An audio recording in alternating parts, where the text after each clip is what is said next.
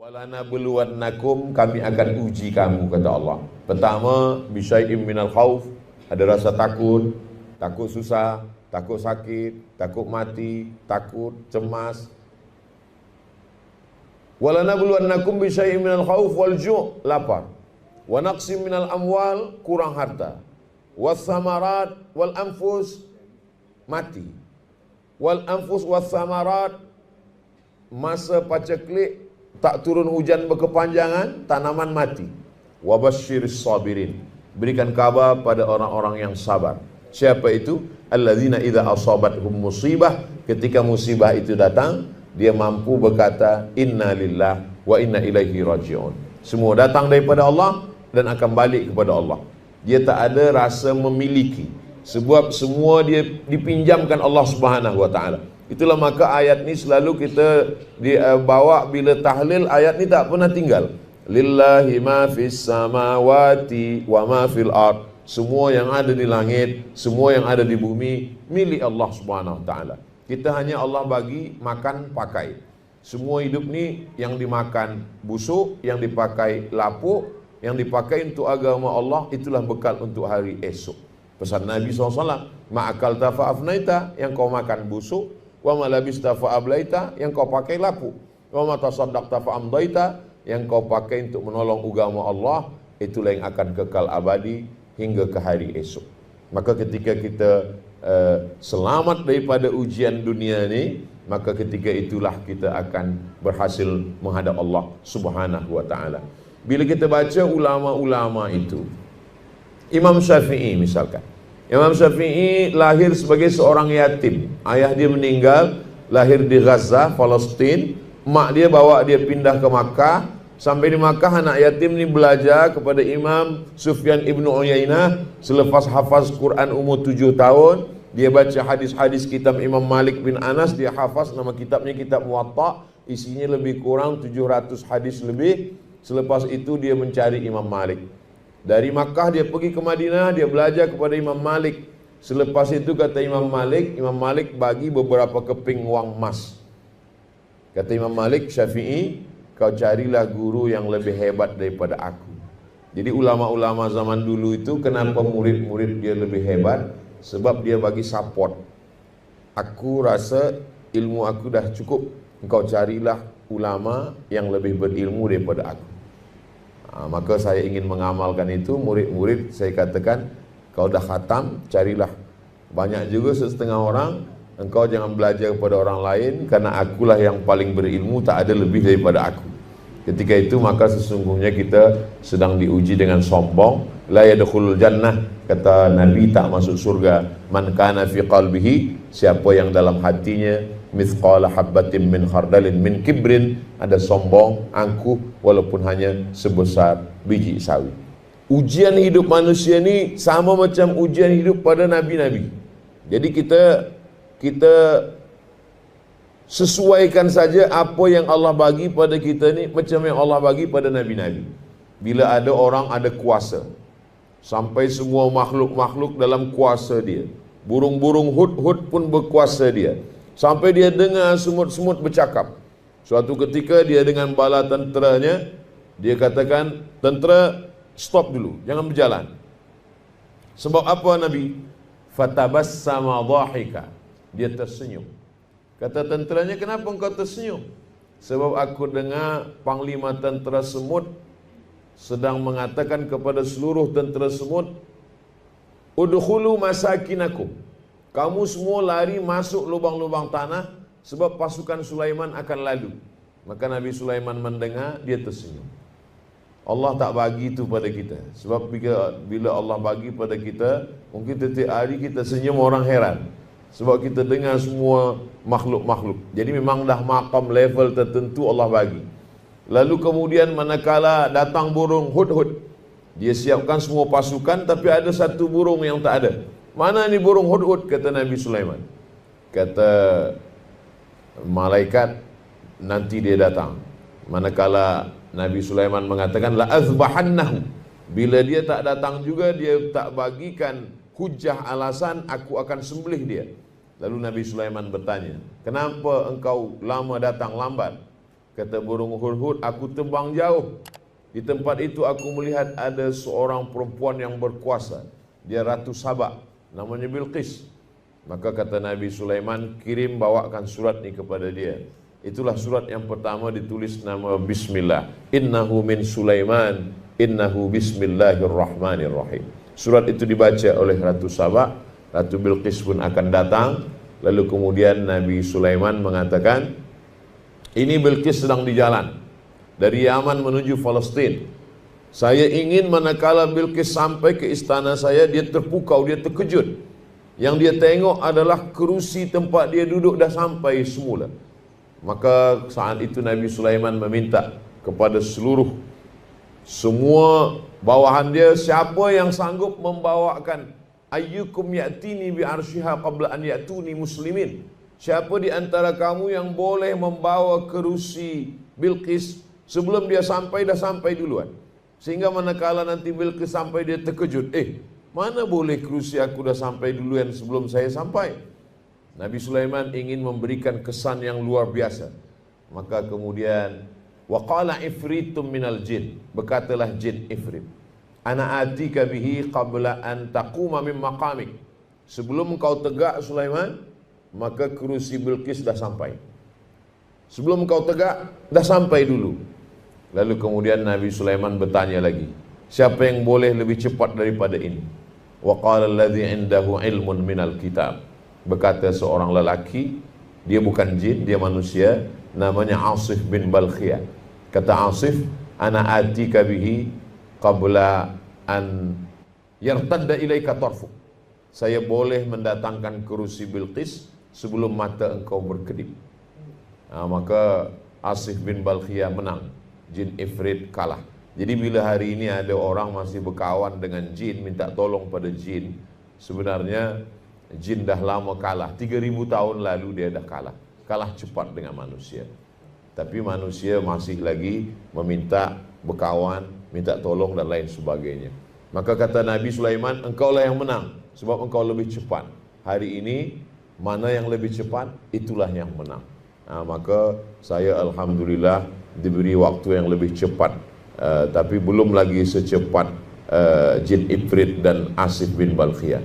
Tapi dah sampai mana-mana tempat berkat pertolongan Tan Sri, dakwah ini menjadi cepat. Mana tempat yang tak terjangkau, bila ada 2-3 tempat, maka hari ini boleh 3 tempat dengan kecepatan waktu.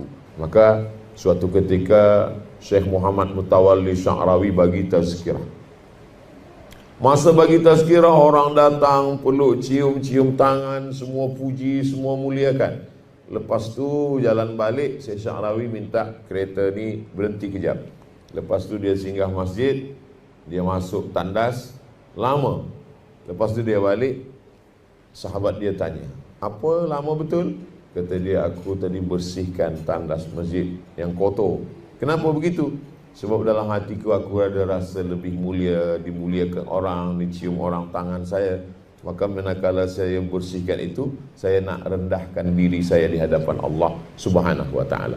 Jadi kita memang ada cara-cara tertentu supaya kita boleh jaga hati kita. Ada amalan-amalan yang ada hanya kita dengan Allah saja yang tahu. Sebab mungkin amalan-amalan ni dah rosak disebabkan oleh sum'ah, disebabkan oleh riya. Riya menampakkan amal, sum'ah mendengar-dengarkan amal. Jadi bila saya nanti menghadap Allah SWT, kata Allah, kata malaikat, amal kau ni dah nampak orang ramai Abdul Somad. Pahala tazkirah kau mungkin sudah tak ada lagi. Dah dihabiskan oleh viewer, follower dan subscriber. Mesti ada satu amalan yang saya simpan antara saya dengan Allah Subhanahu wa ta'ala.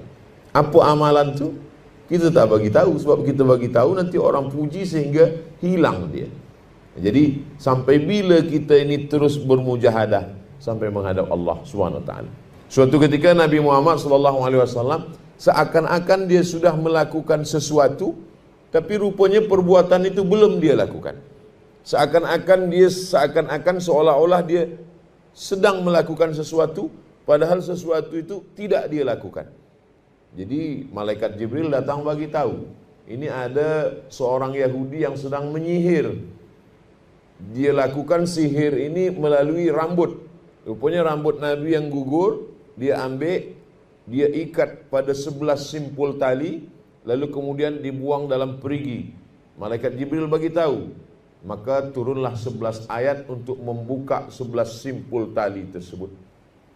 Qul a'udzu birabbil falaq min syarri ma khalaq wa min syarri ghasiqin idza waqab wa min syarri naffatsati fil 'uqad wa min syarri hasidin idza hasad. Qul a'udzu birabbin nas, malikin nas, ilahin nas, min syarril waswasil khannas, alladzi yuwaswisu fi sudurin nas, minal jinnati wan nas. 11 simpul tali terbuka sebab turun 11 ayat. Itulah maka kita baca awal hari lepas subuh, awal malam lepas maghrib, supaya bila ada syaitan jin mengganggu kita, dan semua bomoh-bomoh, dukun-dukun, dia berkawan dengan syaitan sebab meminta kepada syaitan.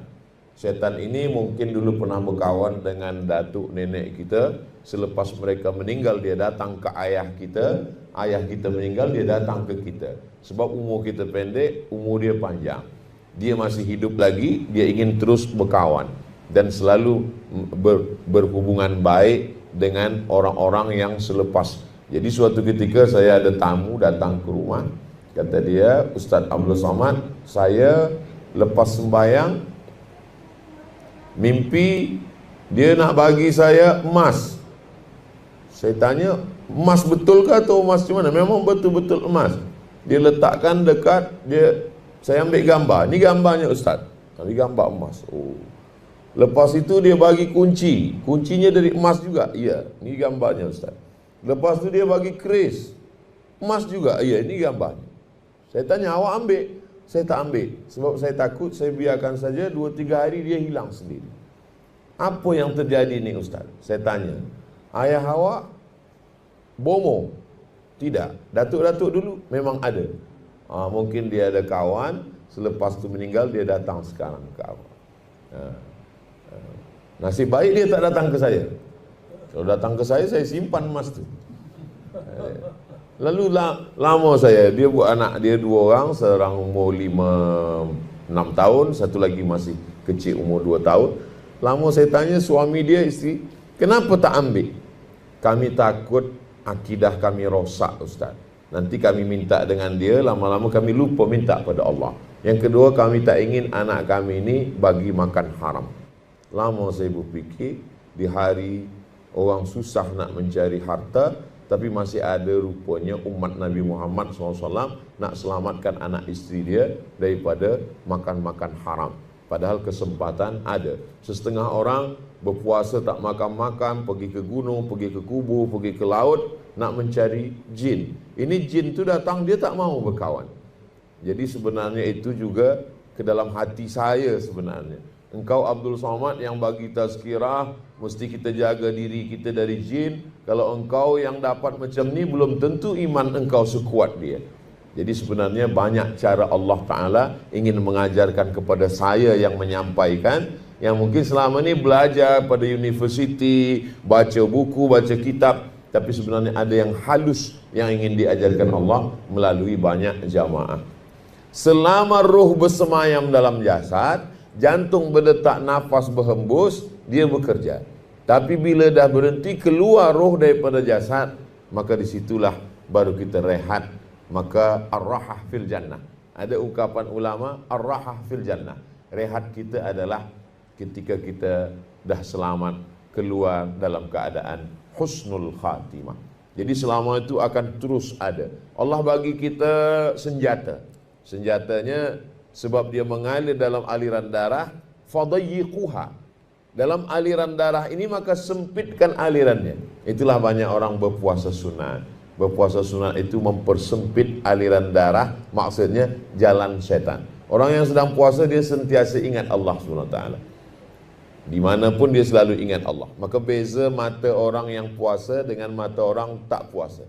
Bila dia sedang puasa dia akan tunduk sikit, sebab kata dia ni puasa ni. Bila nak pandang nantilah lepas buka puasa. Bila dia diajak bercakap, dia takut riba, dia takut cakap aib orang lain, maka dia kata ni sedang puasa. Bila ada orang telefon dia, janganlah cerita aib ni sedang puasa ni. Bila nak bahaskan nantilah lepas buka puasa kita teruskan. Tapi sebenarnya ini adalah bukan menumpuk amal, ini adalah membiasakan diri. Maka bila kita tengok, kata pepatah, lain padang, lain belalang, lain lubuk, lain ikannya, lain orang, lain ujian yang dibagikan Allah. Setiap tempat saya jumpa manusia, macam-macam jumpa, macam-macam fikiran, macam-macam cerita, yang semuanya itu adalah bagian dari ujian yang diberikan Allah SWT.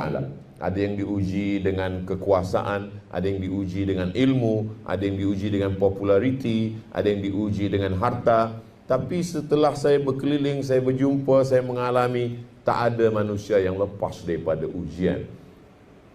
Wa balawnahum bil hasanat, kami uji mereka pertama dengan hasanat, dengan yang baik-baik. Yang kedua baru wassayiat, dengan yang tak baik.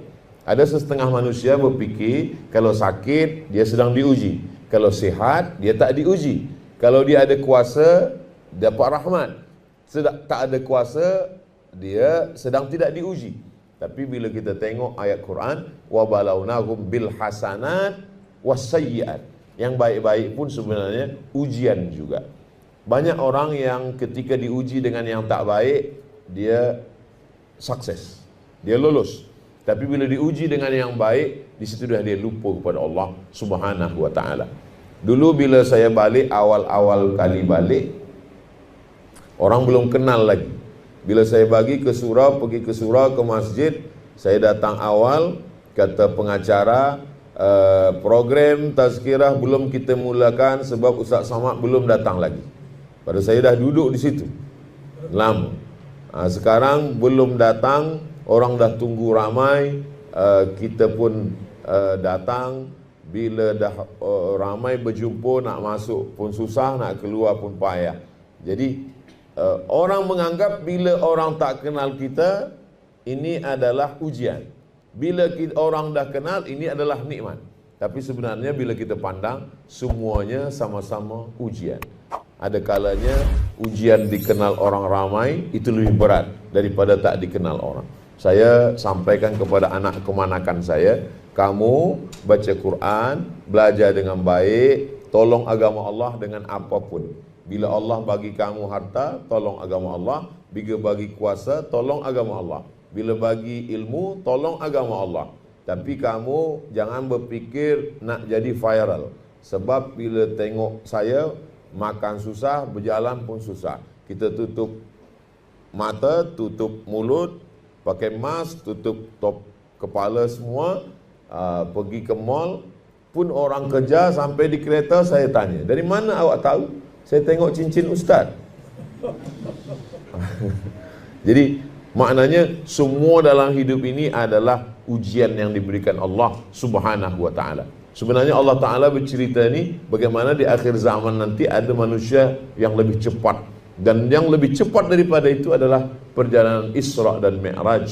Subhanalladzi asra bi'abdihi laylan minal masjidil haram ilal masjidil aqsa, sampai kepada Sidratul Muntaha. Mungkin nanti sebelum hari kiamat manusia akan mencapai kecepatan ini lebih. Saya masih ingat lagi mula sampai di Kahirah tahun 1998, ambil gambar, lepas tu cetak gambar, print, lepas tu masukkan surat, kirim ke kampung, seminggu baru sampai.